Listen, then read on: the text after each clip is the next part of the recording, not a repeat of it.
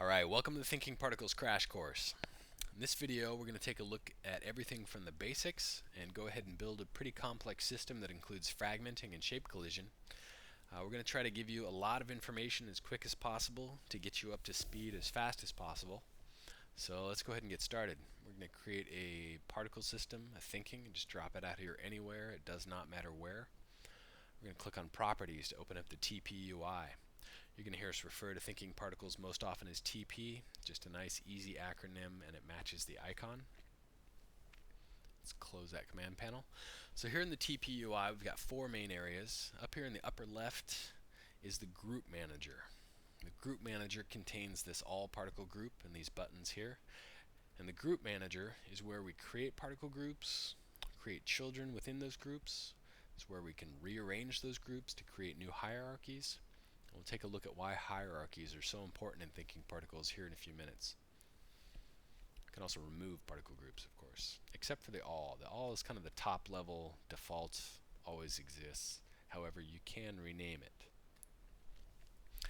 Okay, below the group manager, this large area down here, we've got the dynamic tree. And the dynamic tree is where we create dynamic sets. And the dynamic set is really just a container which is going to contain a bunch of operators where we're going to wire them together out here in the third area of the UI, which is the work area. And this is where, as we were saying, this is where we're going to wire together operators which are going to control the particle behavior. It's going to tell those particles how to behave. And you're going to hear us refer to dynamic sets very often as rules, where a rule is a dynamic set and a dynamic set is a rule, and both of them are kind of what tell the particles what to do. Okay, so we've got dynamic sets, we've got these buttons down here we'll look at later, we've got the work area, some UI elements we'll look at later, and finally over here on the far right we've got the properties panel, or the properties area. And this is just a context sensitive area where whatever we have selected, it's going to show us the available options. With a dynamic set selected, it's going to show us the create rollout, which gives us access to create operators and particle group instances. It also gives us a rollout for that specific dynamic set. And we're going to rename that to 1. Now you can see we get a 1 rollout right there. And these are properties that can be used to modify this dynamic set if it's been cached, or if we want to create a bunch of rollouts for a TD tool, which we'll look at in a separate video. Okay, let's go ahead and remove that dynamic set and just leave one dynamic set here. Other properties. Let's take a look at particle group properties. When we select on a particle group like all, we get the all rollout here, which gives us the ability to change its color, its display type, or whether it should use the global. And the global is defined in the master dynamic. We'll look at that last. Things to control the particle group's mesh, whether it's shown or not, whether that particle group is renderable or not, as well as data channels, which are kind of variables per particle group, which can be inherited also. And last but not least, there's 2 rollouts under the particle group properties for shape collision. And these control how this particle group is going to behave in a shape collision simulation, which we're going to do here in a few minutes. Okay, last but not least, the properties for the master dynamic. The master dynamic is extremely important because the properties here control how the simulation is run. The most important of which probably is the viewport render subsampling. And this controls how many times per frame or per second the rule tree is sampled over the course of time. So when we're set to per frame, let's actually add a few more dynamic sets out there. When we're set to per frame, as we go from 0 to 1, thinking particles is going to step through each dynamic set from the top down, and it's going to evaluate what's inside that dynamic set. And it's going to apply that behavior, it's going to go to the next dynamic set, apply that behavior, go to the next, kind of update as it goes through all these rules until it gets to the end. And then at the end, it's going to return the value of that simulation for that frame or that sample. If we're set to per half frame, of course, what happens is as we go from 0 to 1, it's going to sample this tree twice. It's going to sample it once at 0.5 and again at 1. So half frame and then frame 1. If we set it to samples per second, and a lot of values in thinking particles are based on per second values, then it becomes important, of course, to look at our time configuration. We're set to NTSC, which is 30 frames per second, so really this is the same as per frame. Let's actually get rid of that time configuration window. Whereas if we want to double that and do per half frame, we could double that and say 60. And if we want 3 samples per frame, it'll be 90, and 4 samples per frame, 140, and so on. For now, we're going to go ahead and leave it at per frame. That should be fine. One thing that we do want to talk about real quick on the time configuration, you can see that we have real time turned off. This is very important with particle systems in Max, because Max, if real time is turned on, and we're set to 1 regular speed, Max is going to try to require the particle system to keep up with it and play in real time. Well, if you've got a complex simulation and that's not possible, what's going to happen is Max is going to be rushing forward, the particle system is not able to catch up, and so the particle system is going to return inaccurate results, which is bad. So turn off real time. Alright, back into the TP UI. Oops, got some extra TPs you don't need. Use the keyboard shortcut that time. Okay, so let's go ahead and just revisit these properties on Master Dynamic. We've got the sampling here, which is very important. Some of the other important ones are up here. This on will turn the entire thinking particles off. You can see the Master Dynamics now grayed out. We can turn it back on, and it's regular color. We've also got edit on the fly, which we're going to look at in just a second. And then these next 3, which is the drop down, show mesh, and force this setting, are used to control particle display. And these are the global display parameters. You remember, if we select our particle group, it's set to global. That means it's going to go ahead and just follow whatever these 3 are telling it to do. And right now we're telling it display as ticks, do not show a mesh, and force this setting onto all particle groups no matter what they're set to. So even though we're set to flakes, it will still use ticks because force this setting is turned on. Okay, let's get into creating some particles and talking about operators. We are going to, let's take a look at the 2 different ways to create operators and thinking particles. Let's come up here and take a look at the Create panel. Because we're inside a dynamic set, we get access to the Create rollup. This is where we have the 5 different categories. We've got access to the particle groups. We've got particle conditions, which are basically booleans, if something is true or not. We've got operators, which kind of contain the bulk of the TP operators. You can see that we've got drop downs here also for subcategories. You can see operators has quite a few. Next up we have helpers.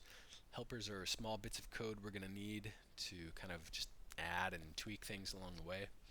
And finally we have black boxes, which are pre-saved things that we've built, that we save out, that we want to be able to use again really easily. We'll talk about why that's so important here in a second. So this is the Create rollup, is one way that we can create operators and drop them into TP. We do that, of course, just by clicking on the button and dropping it and clicking out here. The other way that we can create things in thinking particles here in the work area is to right-click in space. We get access to those same 5 categories right through here. And you can see we get access to the submenus, etc. Okay, so let's actually highlight these operators, right-click and say remove to remove them.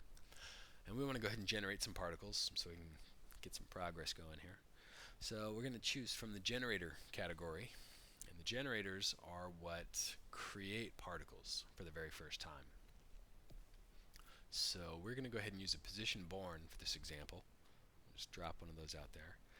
And let's take a look at this. We've got quite a few things happening now. We've got a position born operator, it's in red. Its title bar has this white here. This means it's selected. If we click off of it, it's no longer white. So in order to know it's selected, That title bar has to be white. You can see it also has an O in front of it here. That O just basically tells us that it is of the type operator. If we were to drop a condition out here, like always true, conditions are preceded with a C character for condition. We're going to do something, we're going to remove this operator here in a different way. We're going to hold Alt and right click. And now that's gone. Okay, so we've got position born, got all of its different properties here. But let's first talk about these inputs and outputs. Position born and pretty much every operator in thinking particles will at least have inputs, and most of them have outputs. And the way this works is this operator, if we connect something into an input, then this operator will use that input as it processes to create particles. Also, if we take one of the outputs of that operator and connect it to something else, for instance, the born particle output, which gives us access to the particle that is being created. These other two actually, particle frame counter, this will output, and actually we'll mouse over that so you can see the data type. It's an integer type, meaning that it's just going to be an integer number. And the particle frame is going to tell us how many particles were created at that frame or at that sample. Particle animation counter, it's going to tell us the total number of particles that this operator has created. Okay, so as you saw, there are a lot of different operators in thinking particles, and they're all going to have some different inputs and outputs, so it's going to take a while to get used to. We should have some information on our website, actually kind of a guide that'll help you understand which operators you might want to use to achieve certain effects. Okay, but let's go ahead and take a look at what we've got. Let's go ahead and scrub. We can zoom in here, and we'll see that we've got some particles being created. That's great. Let's go ahead and start modifying this. First, let's go ahead and change their speed. And I want you to notice that as we scrub this spinner, nothing updates here. And this is very important because what's happening is, even though we're making changes, thinking particles is set into a mode where it does not update yet. It is waiting for us to actually scrub back one frame or more in order to put that into effect. And this mode is found on the master dynamic, which you remember is where we can kind of set up all the main parameters that control how the simulation functions. The name of that parameter, the mode, is edit on the fly. And edit on the fly is a very useful function, and sometimes a frustrating function, because you can be changing things and nothing will be updating, and you'll be wondering, well, what's going on? Why isn't it happening? Definitely come back to Master Dynamic and check your edit on the fly. What happens is when edit on the fly is turned on like this, it allows you to make changes on the fly without requiring TP to update. And that update is required from the beginning of the timeline to your current frame. So if we turn edit on the fly off, what happens is we're going to start to get real-time updates. And in order for us to put this into this mode, we actually have to back up one frame. So now edit on the fly is turned off. Any change that we make to position born, we're going to see that right away. Now usually this is the preferred way because you want to be able to tweak things and see that effect right away, which is great. We're going to change that lifespan to 300 right now. Oh, and we're set to count. Let's actually change that to particles per second. You can see that as we change that, it modifies it. As we were saying, normally you want to see the changes update as you make them. That's very handy. You can kind of sculpt what you're doing. But in a really big complicated situation, when there's a lot of fragmenting and shape collision, updating even 50 frames from 0 to 54, that can take quite a bit of processing. So you're going to see significant delays when edit on the fly is turned off. So if you have to modify a whole bunch of parameters and you do not want TP to keep calculating from the beginning to your current frame, turn edit on the fly on, and that will let you make changes on the fly without updating until you tell it to. For now, for this example, we're going to go ahead and turn it off just because it's going to be pretty lightweight. Okay, so we got some particles being created. Let's go ahead and get this show on the road. Let's create a new particle group. We're going to call this boxes. Boxes, we're going to modify their color. We're going to make it red. Okay. And we're going to tell position born, we want the particles that you create to go into the boxes group. So all the particles coming out of here, all these born particles, are going into the boxes group. And they show up red. Okay. So let's go ahead and actually add some shape to these. And this is kind of where pflow is really nice when you create that standard flow, is that it sets up all those default things for you: shape, spin, speed, etc. And of course you can do the same thing in thinking particles with a black box, which you remember is just a saved bit of code that you want to recall. And we'll talk actually about why that's so powerful here in a minute. But let's go ahead and add some shape. So we're going to come back to operators, go to shape, take a standard shape operator, just drop it out here.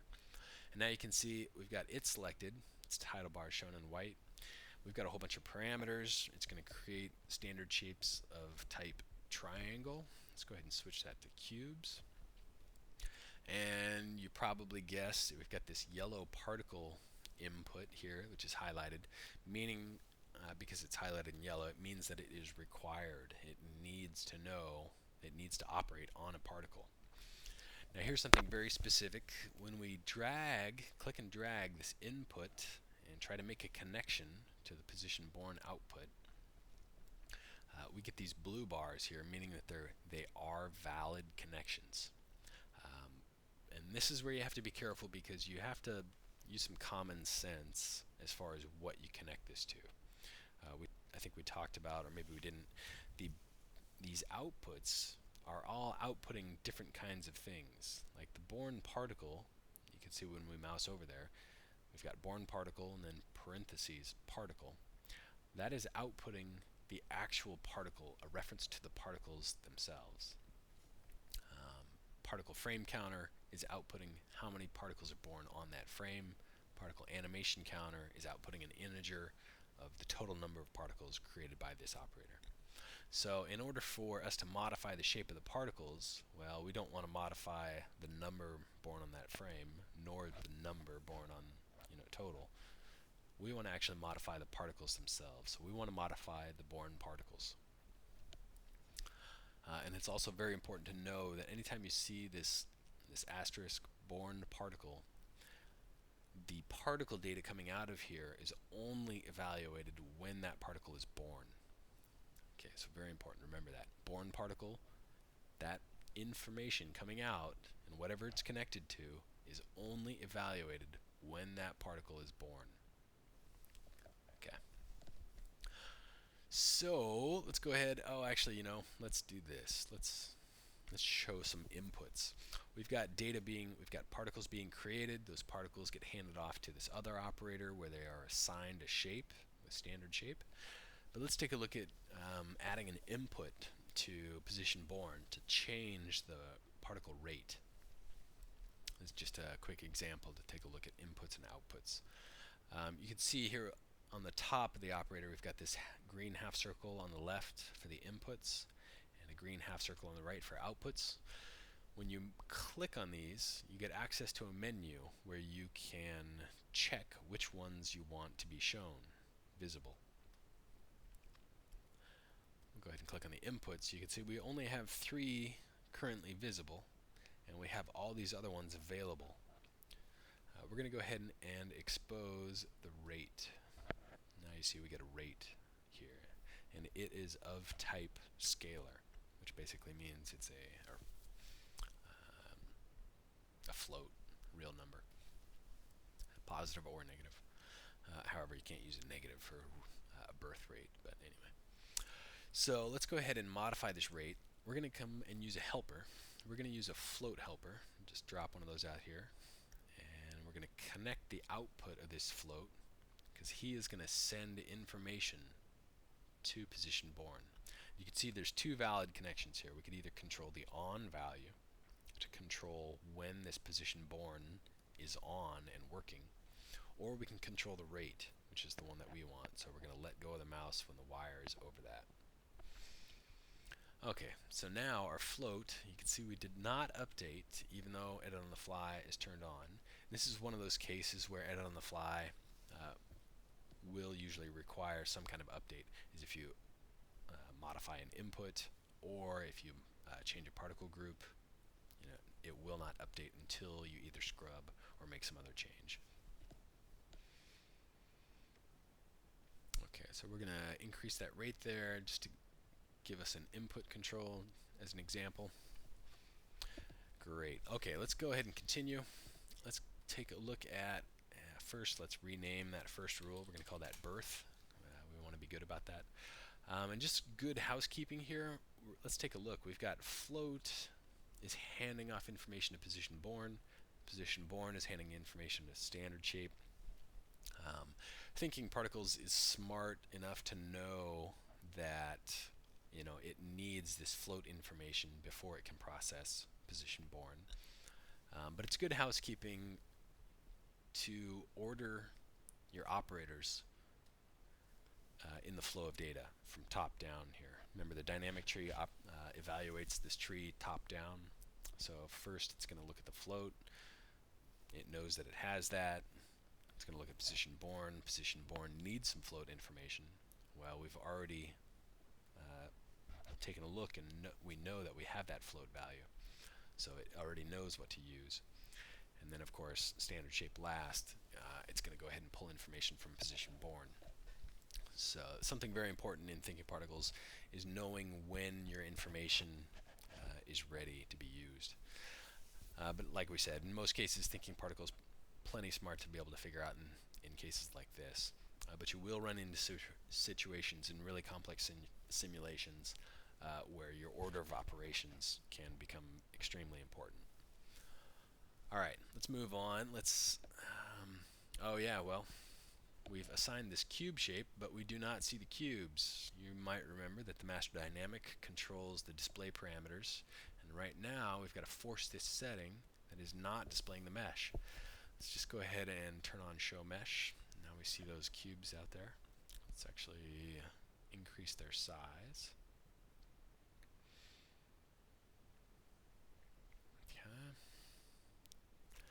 And let's go ahead and give them a little bit of spin too. We're just going to go ahead and say operators, dynamics, spin.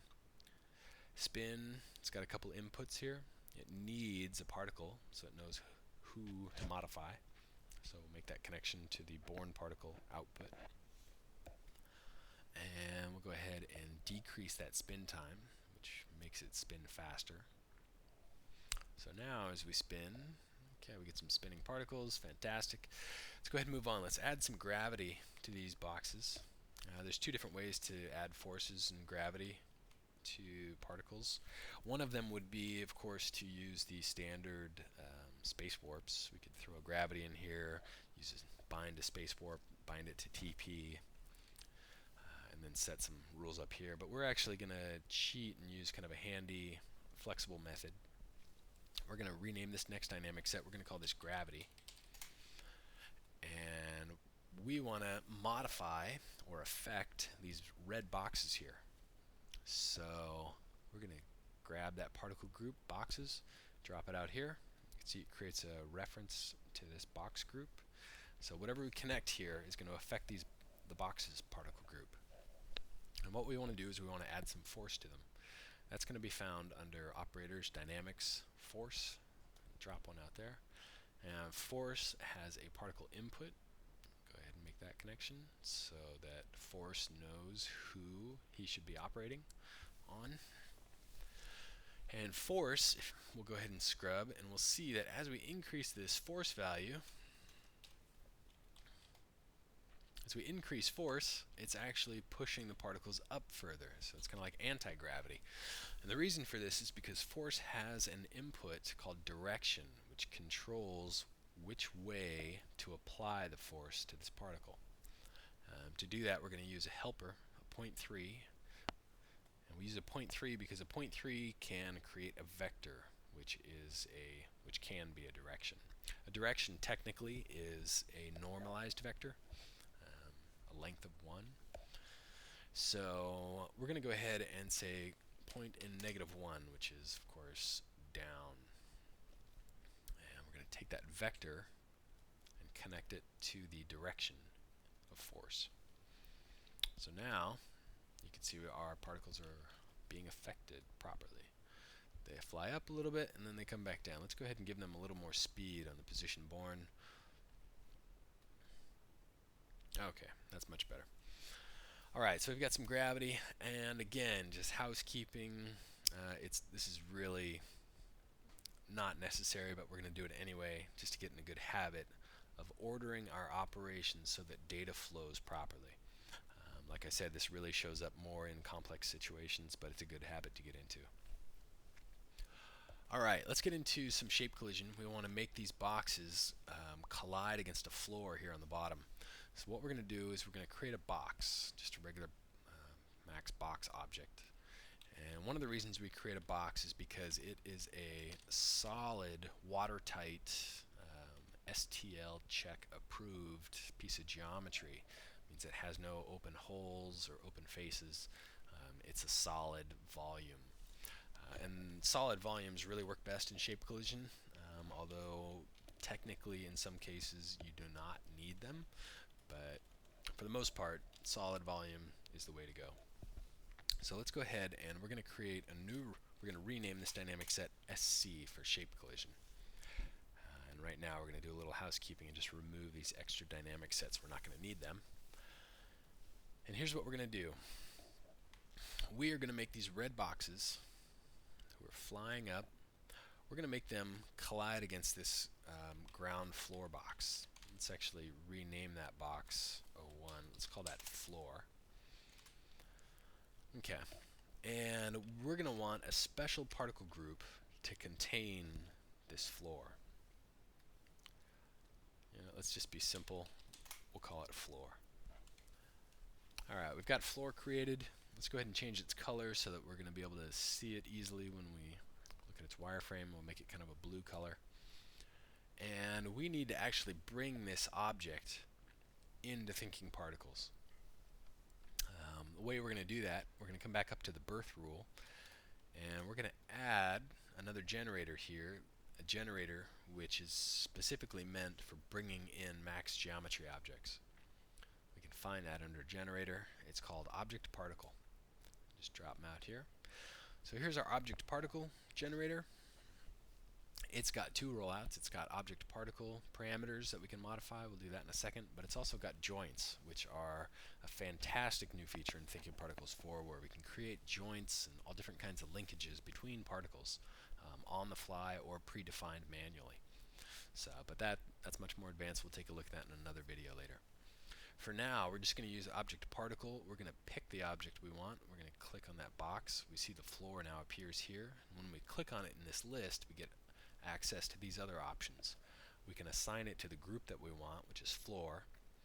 We've got some tracking options here. Tracking is for handling animation. If this box was animated, we could tell TP to use that animation with object particle. If we want whatever happens to that box particle to affect the real object, we use particle to object. Initial velocity is a special one. We'll look at that later. For now, we're just going to use none because we just want it to sit there and have these cubes bounce off of it. But we do want its shape. So we're going to click instance shape, which means that it will use an instance of its shape here. And if there was a subtree associated, a hierarchy of objects linked to that box, we could use that subtree too, but we don't. Okay, so we've got those two particles now. Let's actually put that floor object on a new layer. We'll call it TP sources, and we'll hide that layer so we don't see it. Now all we see is thinking particles out here, and lo and behold, of course, nothing happens yet because we still need to set up that rule. Let's go back into our SC dynamic set, and we are going to take a look at the two different types of shape collision in thinking particles. There is the older engine, which had existed up until now, which is found under dynamics, and it's called shape collision.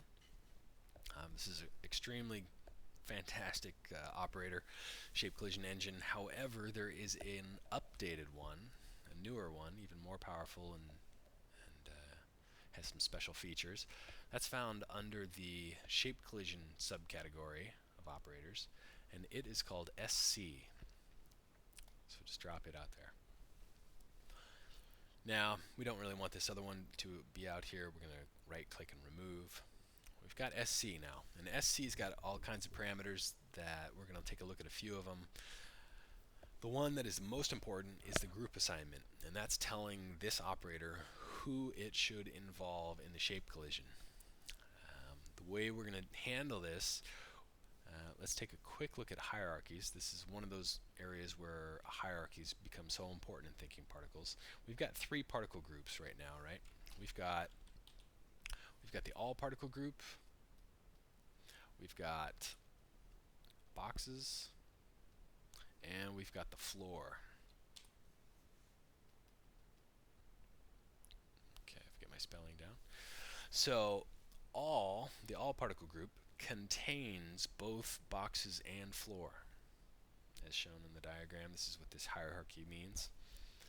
So if we tell SC to use the all particle group, SC is going to use the all particles, if there are any, which there are not, and it's also going to use all boxes and all floors. Basically, it's going to use all members, all subsets of whatever we pick here, and use them in this operator, the shape collision simulation.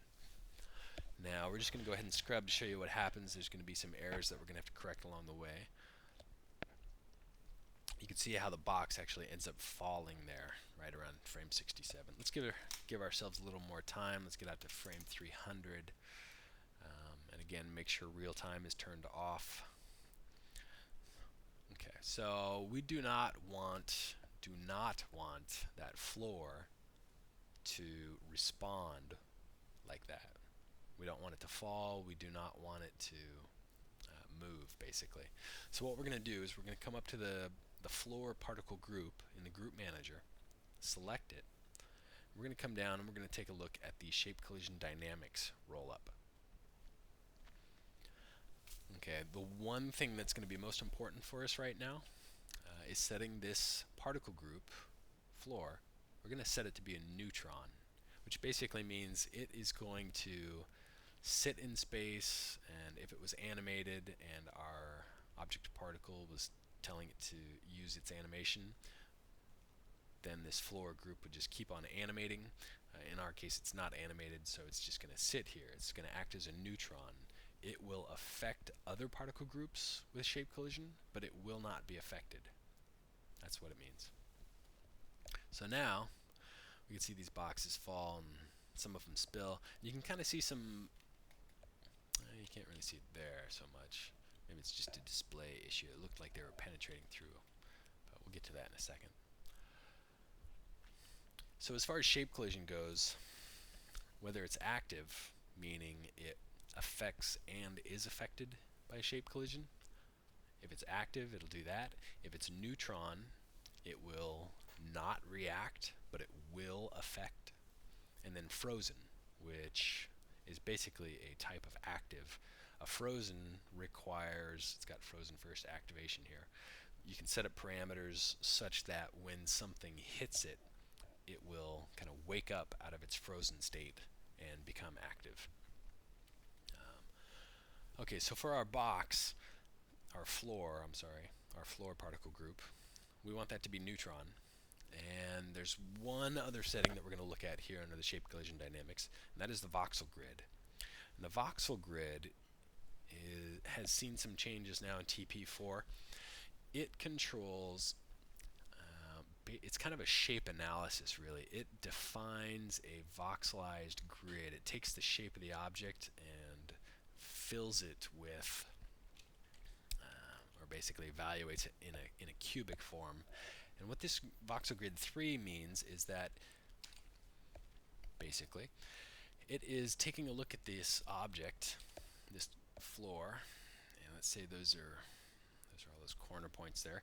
It is going to assign, I think it's 1, 2, 3 subdivisions to the bounding box of our object. And also, vertically, of course, it's cube. So 1, 2, 3, something like this. Okay, so, and it's going to use these voxels to kind of help optimize the shape collision simulation, testing to see if something is colliding or not. There's different ways to get more accurate voxels, accurate simulations. What we're going to do there is we're going to tell the floor particle group to use a voxel grid of 0. And when we assign that to 0, what that tells it to do is evaluate it as though it were an actual box, a cube, which it also happens to be. So in this case, it's pretty simple. It works out well. But anytime you had, say, something like a teapot, you could also tell the teapot to behave in the shape collision simulation as though it were a box by setting its voxel grid to 0. Okay, there's something else we want to take a look at. We're going to modify the box's particle groups. And this is just for example. You can see right now they are set to active and with a voxel grid of 3. We just saw what a voxel grid of 3 looked like. We're actually going to set this to a voxel grid of 1. And this is also special now in TP4 with the new SC shape collision operator, because it's going to tell the SC engine that every face, basically, every face should be evaluated in the shape collision. So it's important to remember that. 0 is for box, 1 is for face accurate, and once you get above 1, it's going to start doing subdivisions and voxelizing your particles to kind of evaluate how they behave in the shape collision. Okay, so let's set that. We are on the box's particle group. We want their voxel grid to be 1. Let's go ahead and get some progress going here. A lot of discussion. We're trying to fill in a lot of details that you're going to see in a lot of different areas, so it can be a little laborious. I hope you're not bored. Okay, and so you see some of these particles are actually falling outside of there. I think we might have a little too much speed on our... Now watch what happens. Remember, our master dynamic is add on the fly is turned off, and so when we start changing the speed, you're going to see these things bouncing around differently. It's because it's actually evaluating from 0 all the way up until 87 every time we change the slightest value. Actually, what I really want to do is I want to change that angle variation. Let's give them some speed variation. Let's see what this gets. Yeah, they need to be out there further. Okay. Woo! Okay, that's a little much. Alright, that's fine. Although actually maybe we have a few too many being created. Let's decrease that float input value. Okay. Alright, so now we've got some shape collision happening. That's how easy it is to set up shape collision in thinking particles. Oh, you can see they're kind of getting hung up there as they collide on each other in the beginning. Let's see. Actually, I think one of the things that may be happening, let's go take a look at this view. What I want to try to notice is whether or not these particles are interpenetrating at birth on the floor object. Because what that will do is that will, anytime a particle interpenetrates, and actually it probably happens right here. Yeah. So anytime a particle interpenetrates another and it's in a shape collision, it will tend to stick to it. So you got to watch out for that. One of the things we're going to do right now, just to kind of alleviate that, is we're going to select that floor object and we're going to lower it down in space so that it's not going to affect those particles when they're born and being thrown up in the air. Okay, so let's give them a little bit more speed. We want them to get out there a little bit. And, you know, what the heck, we might as well increase the area of our box, the volume. Okay, so let's get into some fragmenting. What we want to have happen is we want a specific rule that says when these boxes collide with the floor, we want those boxes to fragment, shatter into pieces. Okay. So here's where we get into some fun technical information. SC, you can see, has some inputs, quite a few of them actually, but it also has these outputs. And the outputs are very important to us because they're going to tell us information about the collisions that occur. Now, the one thing that I want to tell you first about SC's outputs and outputs in general with thinking particles is that there's two types. You can see this single asterisk here, or the double asterisk. Might as well call them stars. Single star, double star. Do not, you cannot, you should not, you will not, you must not mix them together if you're going to evaluate them further down and pass that information further down the line. Only use single star with single star or double star with double star. It's very, very important. Technically, we won't get into it, but trust me. All right, so let's go ahead and do this. We're going to stir this up first before we get into the fragmenting. We're actually going to rearrange our particle groups a little bit so that we can exert a little better control. Right now we've got the SC being set to modify all particle groups, or the all particle group, which contains those other two. We really don't want to be touching the top level group most of the time. We save that for very special circumstances. This is not one of them. So what we want to do is we're going to go ahead and create a new particle group. We're going to call it SC. And we're going to go ahead and drag boxes until we get that side arrow and drop it in there. And that makes boxes now a child of SC, or a subset of SC. And we're going to do the same with floor.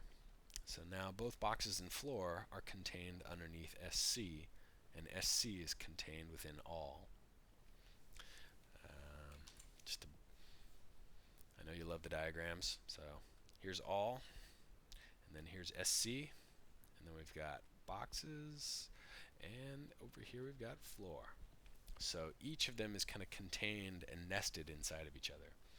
These two are children of SC, so any rule that we apply to SC is going to be applied to these two. And any rule that we apply to all is going to be applied to all and all of its children. Alright, so SC, we're going to change that group assignment. We're going to change it to the SC group so we can contain that here. And then let's go ahead and take a look at setting up some fragmenting. And remember again, do not mix single star with double star outputs. Do not, cannot, do not do. Only use one star together or double star together. Sorry to be repetitive, but it's extremely important.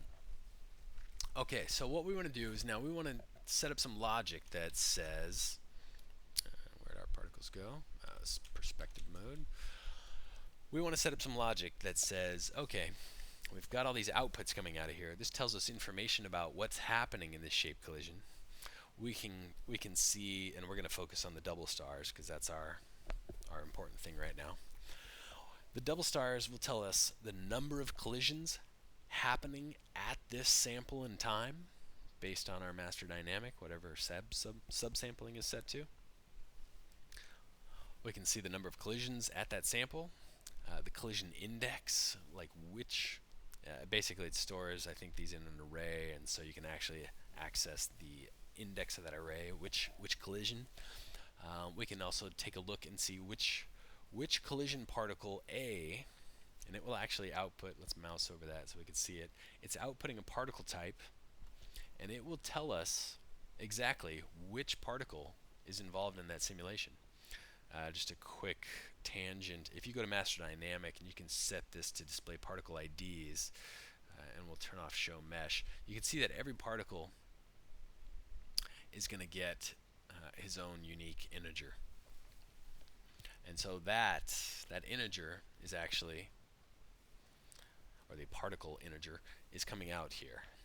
So we can see exactly which particle is involved in the collision with which particle. So we've got collision particle A and collision particle B. And this tells us which two particles are colliding with each other. And if they're colliding with multiple at the same time, you're going to get multiple outputs coming out of here. We'll take a look at the specifics of that kind of logic in a separate video. Look under the initiators for PPAS-AB. Okay, so what we want to do is we want to test if there's a collision between the boxes and the floor, then we want something to happen. So we need to set up some logic here that's going to test this collision particle A and collision particle B and see if they are in the boxes group and the floor group. And if they are, then we'll set up the fragmenting. So the way that we're going to test if a particle is in a certain group is under a condition. Remember, conditions are usually used for Boolean outputs. Is something true? So we're going to go ahead and come up here and use the in-group condition. Drop one of those out here. And you see in-group has a required input for particle. So we'll connect that to collision particle A. And it's going to have an output to tell us if the particle coming in is within this group, whether or not it is. Right now the in group is set to none. It's not going to make sense for us. We want to test, is it in the boxes group? And here's, we have to go on another little tangent and tell you something very specific about SC and collision particle A and collision particle B. The way that it knows or determines which group is coming out of here is based on that group's order from the top down in the group tree. So you can see boxes is located above floor. So anytime there's a collision between boxes and floor or floor and boxes, collision particle A is always going to report the boxes first because it's higher up in the tree. Collision particle B is always going to, well, when there's a collision between something and floor, collision particle B will output the floor. We're going to do a little trick here. We're going to hold shift and click and drag this operator, duplicate it, and we're going to go ahead and connect this other particle input to the collision particle B. And we want to test if collision particle B is in the floor group. Okay, we're going to need a little bit of a helper because we need both of these to be true, which is basically an AND statement. So we're going to get a helper, AND, drop it out here. You can see it takes two Boolean inputs. Well, guess what? We've got two Boolean outputs. Let's connect those. And now we're set up to set up some fragmenting. This is going to be the next step. We find the fragment operator here under operators, under shape, and fragment. Just click and drop it out here. And fragment has quite a few inputs, quite a few parameters that you have available to work with. We're not going to cover them all here. We're not even going to cover a few. We're just going to cover the basics. What we need to know is, first and foremost, what is the threshold value? 1 means, as it does a lot of times in thinking particles, means 100%, meaning it has not fragmented at all. It might seem a little counterintuitive. Think of it as its wholeness value. How whole, how complete is it still? 1 being 100%. So what we need to do is we need to say, well, I want you to be 0. I want you to totally fragment. I want your wholeness. I want you to be totally destroyed. I want you to go to 0. And the other thing that we need to set is the group that the frags are going to be assigned into. This is actually a case where we're going to need to create a new particle group because we do not have the one that we're going to need. If we assign them into the all particle group, that's really going to make a mess because then, yeah, everything will get confused, trust me. If we assign it into the boxes, then it's going to start recursively fragmenting, which is going to get a little hairy. So we're going to actually set up a new particle group right now, and we're going to call it frags. We're going to make frags kind of an orange color, show some progress away from the red boxes. And here's something important. You saw that now it's created frags at the same level as SC, meaning that frags is not contained within SC, meaning frags are not going to be involved in the shape collision, which is not good. You saw something that happened right there. When we double click on an operator, it hides all of its inputs and outputs. And if you double click it again, it's going to only show you what is connected. Okay, so back to business. We've got a take the frags and make them a child of SC so that they are involved in the shape collision. Now that they're a child of SC, they will be. SC contains them, so they're going to be involved. Now let's go ahead and show some of these other outputs just to make it look somewhat normal.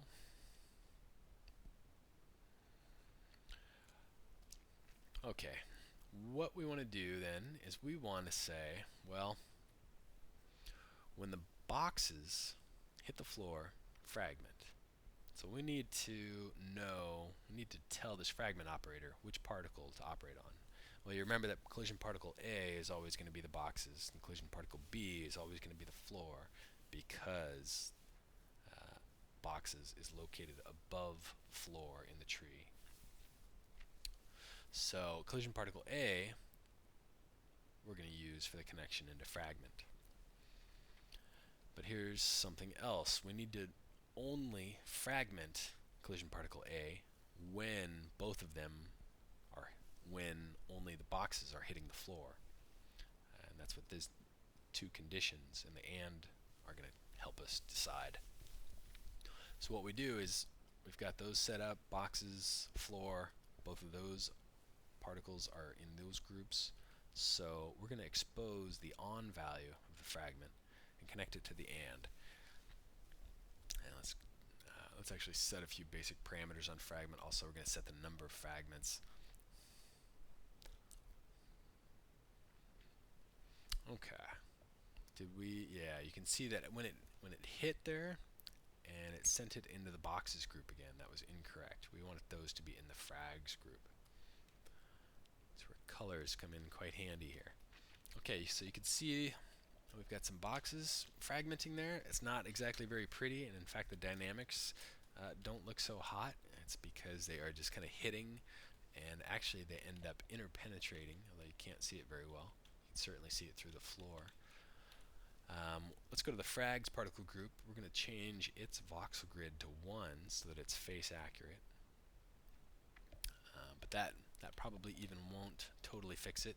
One of the other things that we're going to need to do, because we have a shape collision simulation, is we should modify our subsampling to be more accurate. I typically like to use at least 4 samples. Now you can see that that box has moved off the floor. It's no longer interpenetrating. This gives us quite a bit more accuracy as it samples over time to make sure that fast-moving objects don't penetrate and move through other particle shapes. Okay, so boom, it's got some breakage. You see them spin. Oh yes, well, a couple things. One of them is that the fragments need a new lifespan. Let's go ahead and give them also 300 frames. And you can see it was trying to update there. That's one of those places where edit on the fly is causing us some processing problems. We're getting some interesting penetration around here on the origin. That's because our particles are being created in the same place. They're being created birth right here, so they're occupying the same space at birth. That's going to be a problem. Just for this example, we're going to go ahead and increase the angle variation, send them a little more sideways. Okay. So what else? The big thing also is these fragments are not obeying gravity, are they? They are just kind of floating around doing whatever, which could be fun, but we want it to be a little more realistic. So we're going to come into our gravity rule, and let's take a look. We've got right now this gravity rule is only affecting the boxes group. One thing we might think to do is take the frags and make them a member of boxes. But that's going to have some unintended consequences, because now, whenever there's a shape collision rule, and actually it won't be so unintended, it'll be okay. This in group is testing, is it in the boxes group, which it is. However, it will not check the subtree for frags. If we set that to use the subtree, then unfortunately what happens is these fragments then will be evaluated, because this will return true because the frags are a member of boxes, And so the frags will end up continuously recursively fragging. So that's kind of one of the things you have to watch out for. So what we're going to do is we're actually going to organize our particles in a better way. What we're going to do is we're going to create a new group here called force bound. And we're going to take boxes and not floor but frags and put them into the force bound group. So boxes and frags are now both members of force bound. We can tell gravity I want to affect the force bound group, which contains this, this, and this. But now there's some unintended consequences. The boxes no longer fragment when they hit. Well, you might remember that the order of collision particle A and collision particle B depend on the top-down order of those groups in the tree. So in this case, we'll turn off that subtree. Collision particle A is never going to be boxes because floor is above boxes. So what we need to do is one of two things. We can either rearrange these tests in group tests and reconnect particle B there. We can set this to floor check first and boxes second. And you can see it's calculating right now. So this is where edit on the fly is kind of hurting us. So we're going to force it back to the beginning. So now we get some collision here. However, these guys are actually fragmenting as they fly up, which is not cool. So we're going to, let's see, set these back to the way they were. And then we're going to do the other method, which is the one that we would have preferred anyway. Is actually moving the force bound up above floor so that boxes will still evaluate before floor. So we can set these back, boxes, floor, both of those are true. Send the collision A particle into the fragment group to fragment. So let's take a look.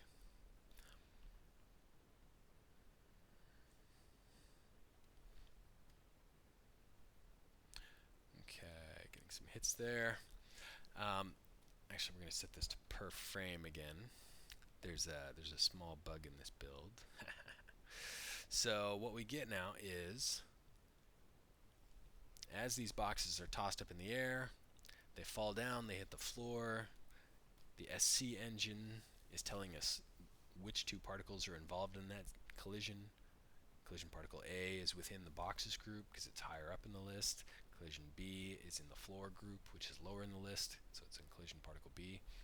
Both of those groups are true, meaning those two particles involved are the groups that we think they are. So we go ahead and we use that true value to control the fragmenting of this collision particle A group, which is the boxes.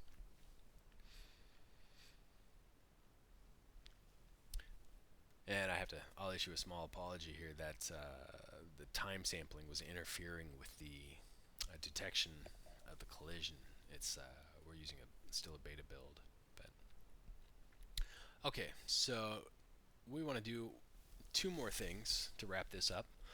We are going to save this out as a black box, but before we do that, we want to contain these rules in a little more organized fashion. Right now they're all listed directly underneath the master dynamic. So what we're going to do is we're going to create a new dynamic set, and we're going to call it SC system. And we're going to go ahead and just drag birth, gravity, and SC into that SC system to make them children dynamic sets of the SC system. Again, this is more hierarchy within TP. And so here with the SC system selected, and its rollout, its workspace here, shows us the contents of that SC system. We're going to reorganize those dynamic sets. This is what a dynamic set looks like inside of another dynamic set. And we are going to now save this particular dynamic set, the SC system. We're going to save that out as a black box so that we can use it at any time. So let's go ahead and do that. To do that, we can do it in a couple different ways. With this selected SC system, you see it's highlighted in blue. we could click on its save button in its dynamic set, and this will give us the ability to save out that. However, the preferred method is to click on the dynamic set and use one of these two buttons down here. And in this case, we want, where is it? It's not load a black box, but save a black box. So it's going to take that content and put it to disk. So we'll click that, and it automatically uses the particle name or the dynamic set name. And we're going to go ahead and say save. And before we're done, it's going to actually prompt us, what do you want to do with the particle groups when you load this black box? And what we want to do, well, first let's actually talk about the options. We can request, we can ask the user, hey, what do you want to do? Do you want to pick one of these options or what? We've got the none option, which will actually leave all the particle groups in here empty, so that they just show none. So you have to go through manually and pick them all over again, which is not good. We could use existing, which means whatever particle groups somebody has created, whether they match our names or not, we'll just use those existing ones and hope that it works out okay. That's a very bad option, because it really requires they be exactly the same in order for it to work properly. We'll skip ahead. We could say create new, which is going to force the creation of all these particle groups, whether they exist or not. So if we actually did have them in our system, and we load the black box and it's set to create new, it's going to create duplicates. So that's kind of a bad option too. So last but most important, most favored, is exist or create. Exist or create is great because if the particle groups exist, it will use them. If they do not exist, it will create them. So we're going to go ahead and just choose that. Okay, so we've got this system here, and we're going to go ahead and remove it now. And we're going to do this. Let's actually remove those particle groups, and let's go ahead and we'll create an empty dynamic set. And I just want to show you how we can load that black box to use it, how easy it is. We're going to go over here to black boxes, and I have quite a few categories, but we've saved this in the tutorials category. It's called SC system. This crash course is going to get deleted. But SC system now, when we click it and we drop it out here, you can see it creates our particle group tree exactly as we had it. And it also creates the SC system dynamic set and all of its tree. And if we select the force-bound particle group reference here, we can see that its group assignment is correct. It is force-bound, as well as SC. SC is referencing the SC group. Position born is creating them in the boxes group. And the one thing that the black box cannot do is it cannot repick max nodes from the scene. So we are going to help it out just a little bit. And we're going to pick that box, that floor, reassign it to the floor group, instance its shape, hide it, and we're back in business. So all of that work that we just did and took so long to do, you can now recreate as fast as clicking the button and clicking it out here. This is fun. You can see that little delay there. That was because we actually created a second entire copy of it. And so because we were way out here in time, it was having to calculate all that. You really don't want doubles of everything, so we're actually going to remove that entire tree. So you can see how powerful hierarchies are in thinking particles, how powerful black boxes are, and you can see that there's going to be a lot of parameters and a lot of operators to learn in order to know how to achieve what you want to achieve. Fortunately, in our video series, we're going to try to cover as much of them as possible, as well as supplemental information on the website. So I thank you very much for your patience, and I look forward to showing you more in the next video. Oops, oh, one thing we're going to do, we're going to save this scene out. Scene files, crash course. We're going to call this the crash course. Replace it, yes. All right, there we go.